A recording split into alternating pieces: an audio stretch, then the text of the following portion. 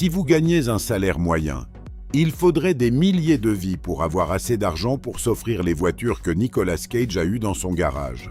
À son apogée, la star hollywoodienne possédait plus de 50 voitures, allant de Ferrari rares et Bugatti classiques à des Rolls-Royce ultra luxueuses et des Jaguars de course légendaires. Une collection que même de nombreux milliardaires envieraient.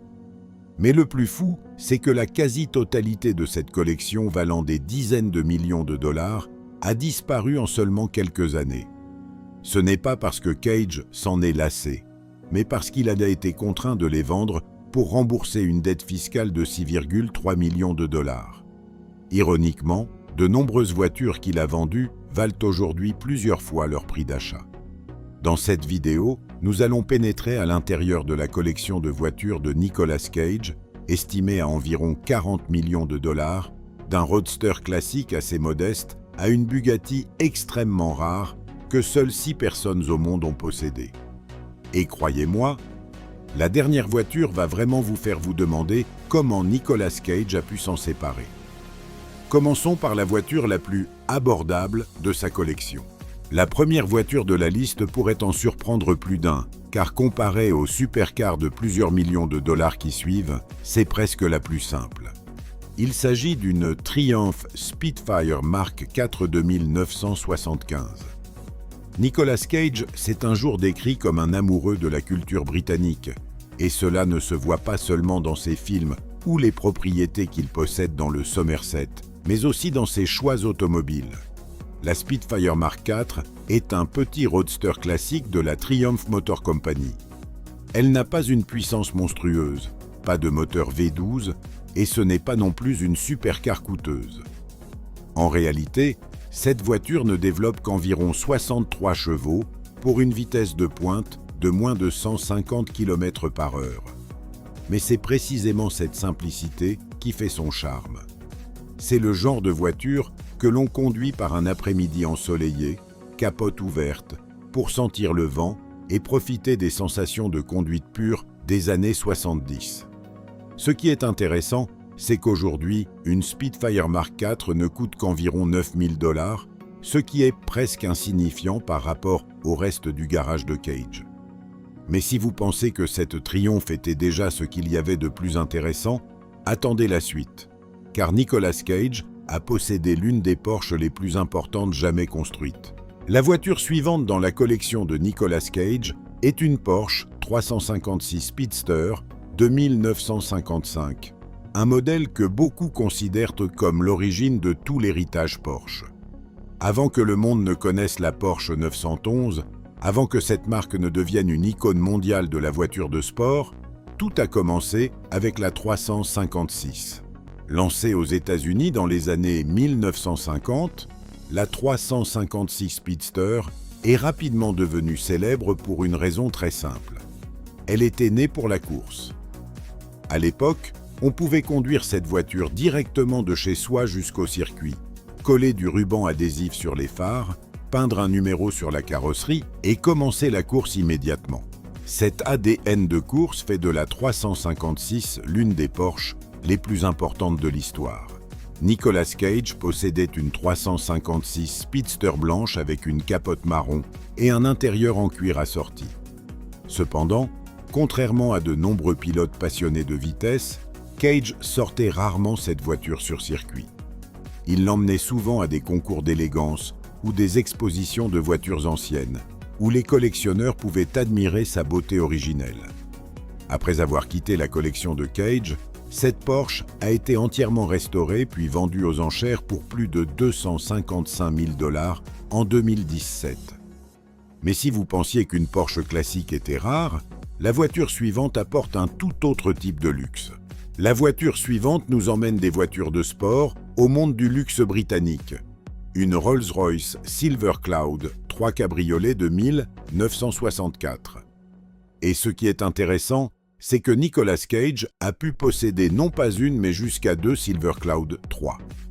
La première est une version conduite à gauche extrêmement rare, l'une des 25 seulement produites, avec une carrosserie réalisée par le carrossier H. J. Mulliner. La voiture arbore une couleur bleu velours unique avec une capote et un intérieur noir. Initialement livrée en Allemagne avant de passer entre les mains de plusieurs collectionneurs internationaux, elle a fini par apparaître dans le garage de Nicolas Cage en Californie. Après avoir quitté ses mains, la voiture a poursuivi son voyage chez des collectionneurs à New York, puis en Europe. Il y avait aussi une autre Silver Cloud 3, un modèle de 1963, qui a figuré dans la collection de Cage avant d'être vendu avant 2008. Ces Rolls-Royce ne sont pas seulement des voitures, elles sont comme des œuvres d'art mobile. Mais si la Rolls-Royce représente l'élégance, la voiture suivante représente la force brute de l'Amérique. Il s'agit de la Hemi Cuda Hardtop de 1970, l'une des muscles-cars les plus recherchés de l'histoire de l'automobile américaine. Seuls 284 exemplaires ont été produits avec une boîte de vitesse à 4 rapports, et Nicolas Cage possédait le numéro 128. Cette voiture est sortie d'usine avec ce que les passionnés appellent une configuration triple black, peinture noire, intérieur noir et toit en vinyle noir. Une combinaison qui rend la voiture à la fois mystérieuse et agressive. Ce qui la rend encore plus spéciale, c'est qu'elle est entièrement numbers matching, ce qui signifie que tout le moteur et les composants mécaniques sont identiques à ceux de la sortie d'usine, un fait même confirmé par le célèbre expert Mopar Galen Govier. Pour les amateurs de muscle-car, c'est presque la voiture parfaite. Mais l'histoire de la Cuda dans la collection de Nicolas Cage s'est terminée de manière assez inattendue. Après s'être séparé de sa compagne de longue date, Cage a décidé de vendre cette voiture lors d'une vente aux enchères de collection. Et comme beaucoup d'autres voitures de son garage, elle est partie vers le plus offrant. Mais si la Hemi Cuda est le muscle américain, la voiture suivante est un cauchemar de vitesse venu d'Italie. La voiture suivante est une Lamborghini Diablo Piaste, une véritable supercar italienne. Après avoir joué dans le film Running with the Devil, Nicolas Cage a commandé la Diablo avec une couleur de peinture très particulière, un orange vif. La raison est assez intéressante. Le film préféré de Cage est Orange Mécanique et il voulait que sa Lamborghini reflète cela. Mais cette Diablo n'est pas un modèle ordinaire. Il s'agit de la rarissime Alpine Edition, limitée à seulement 12 exemplaires, et celle de Cage porte le numéro 5. Sous le capot se trouve un moteur V12 de plus de 500 chevaux, suffisant pour transformer n'importe quelle route en un théâtre de vitesse. La Diablo porte bien son nom, un démon sur la route. Cependant, l'histoire de cette Lamborghini a une fin assez malheureuse. Après que Cage l'a vendue, le nouveau propriétaire a eu un grave accident et la voiture a été presque totalement détruite. Une fin que beaucoup de passionnés regrettent. Mais si la Diablo était déjà une supercar de folie, la Ferrari suivante est une véritable légende. La Ferrari 275 GTB4 a été présentée au Salon de l'Auto de Paris en 1966 et est immédiatement devenue l'une des voitures les plus rapides au monde à l'époque.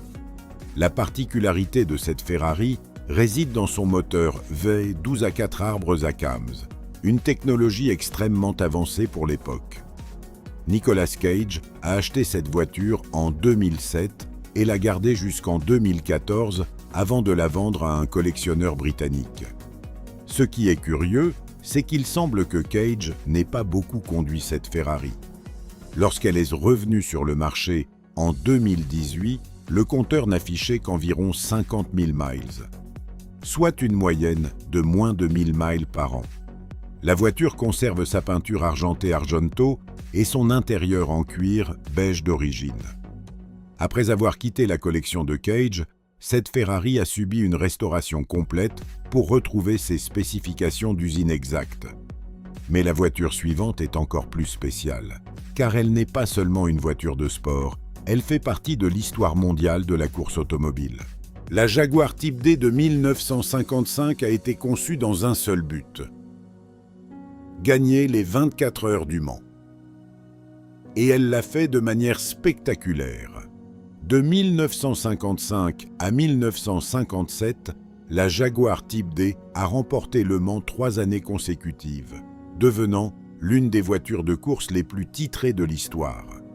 La conception aérodynamique de la voiture était extrêmement avancée, avec une carrosserie légère en alliage d'aluminium et son aileron arrière caractéristique. Seuls 53 exemplaires en version client ont été produits. Cela fait de la Type D l'une des Jaguars les plus rares au monde. Aujourd'hui, une Jaguar Type D peut se vendre aux enchères jusqu'à 17 millions de dollars. Il est regrettable que Nicolas Cage ait vendu cette voiture il y a plus d'une décennie lorsqu'il a dû régler ses problèmes financiers. Mais si vous pensez que 17 millions de dollars est un chiffre énorme, la voiture suivante apporte un tout autre type de luxe. Cela peut paraître incroyable, mais Nicolas Cage a possédé jusqu'à 9 Rolls-Royce Phantom. Parmi elles, la Phantom de coupé de 1935 était sa préférée. Seuls 19 exemplaires de la Phantom de coupé ont été produits et parmi eux, seuls 2 ont été carrossés par Hooper. Cela en fait l'une des Rolls-Royce les plus rares existantes. Cette Phantom est même apparue dans le film L'apprenti sorcier en 2010, dans lequel Cage jouait. À l'intérieur de la voiture se trouve même une malle Louis Vuitton contenant un nécessaire à pique-nique d'origine des années 1930. Un petit détail qui montre le niveau de luxe de la voiture. Sa valeur est estimée à plus de 800 000 dollars lors des ventes aux enchères. Mais si la Rolls-Royce représente le luxe classique, la voiture suivante représente la vitesse absolue. La Ferrari Enzo est l'une des supercars imprégnées de l'ADN de la Formule 1 les plus puissantes jamais autorisées sur route. Nommée en l'honneur du fondateur Enzo Ferrari, cette voiture est considérée comme l'icône de la technologie Ferrari du début des années 2000. Elle peut atteindre une vitesse de pointe d'environ 221 miles par heure et passer de 0 à 100 km/h en un peu plus de 3 secondes seulement. Lorsque Nicolas Cage était au sommet de sa carrière avec une série de films à succès, il a décidé d'acheter cette supercar pour sa collection. Mais tout a changé lorsque la dette fiscale de 6,3 millions de dollars est apparue. Pour résoudre ses problèmes financiers, Cage a été contraint de vendre la Ferrari Enzo. L'ironie est si que s'il l'avait gardée, la valeur de la voiture aujourd'hui serait peut-être 5 fois supérieure à son prix d'achat. Mais même la Ferrari Enzo n'est pas la voiture la plus rare de la collection de Nicolas Cage. La dernière est une véritable légende. Après la Seconde Guerre mondiale, beaucoup pensaient que Bugatti, c'était fini. Le fondateur Ettore Bugatti était décédé, son fils Jean Bugatti était mort avant lui et l'usine était presque à l'abandon. Mais en 1951, Bugatti a fait un retour surprise avec un ultime projet, la Type 101. Seuls 6 châssis ont été construits pour cette lignée. Et Nicolas Cage possédait le plus spécial d'entre eux. Il s'agit de la seule Type 101 à avoir été carrossée par Van Anthem et elle fut exposée au Salon de l'Auto de Paris en 1951. Avant d'appartenir à Cage, la voiture était la propriété de Bill Harrah, le célèbre magnat des casinos possédant une collection de plus de 1500 voitures. Une histoire parfaite pour une Bugatti extrêmement rare. De telles voitures sont presque impossibles à racheter car elles font partie de l'histoire de l'industrie automobile. Et ce que beaucoup regrettent le plus, c'est que Nicolas Cage ait finalement dû la vendre lorsque sa collection a commencé à se disperser. Si Nicolas Cage pouvait ramener une voiture de sa collection dans son garage, laquelle serait-ce selon vous? La Ferrari Enzo, la Jaguar Type D ou la rarissime Bugatti Type 101? Dites-moi quel serait votre choix dans les commentaires. Et si vous aimez les histoires sur les collections de voitures folles de célébrités, n'oubliez pas de liker et de vous abonner à la chaîne, car dans la prochaine vidéo, nous explorerons une collection encore plus folle que celle-ci.